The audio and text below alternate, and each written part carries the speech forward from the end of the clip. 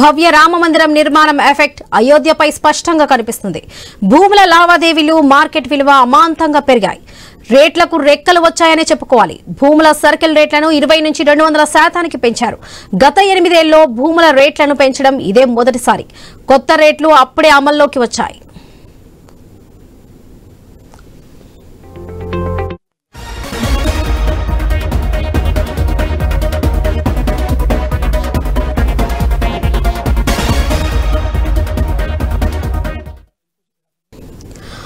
రామ జన్మభూమి ఆలయానికి చుట్టుపక్కల 10 కిలోమీటర్ల వరకు కొత్త రేట్ల ప్రభావం ఎక్కువే. ఉత్తరప్రదేశ్ ప్రభుత్వం తీసుకున్న నిర్ణయంతో ఇక్కడ భూముల ధరలు 150% పైగా పెరిగాయి.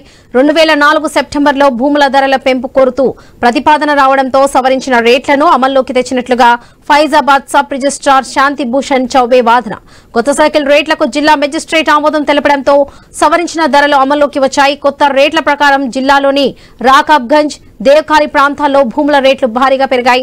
అయోధ్య ఆధ్యాత్మిక పర్యటన కేంద్రంగా అందరినీ ఆకర్షిస్తుండడం, మౌలిక వసతుల కల్పన వలన రామాలయం చుట్టూ ఉన్న సర్కిల్ రేట్లు చదరపు మీటర్లకు 26,660 నుంచి 27,900 వరకు పెరుగుతుందని తెలిపారు.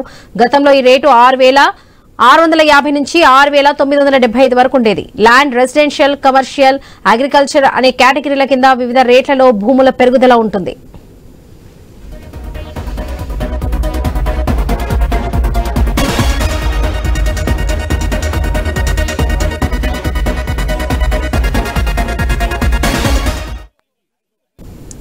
భూముల రేట్ల పెరుగుదల వల్ల స్టాంప్ డ్యూటీ పెరిగింది. భూముల యజమానులకు లబ్ధి కలుగుతుంది. రుణ పరిమితి పెరుగుతుందని రియల్ ఎస్టేట్ డెవలపర్స్ భావిస్తున్నారు.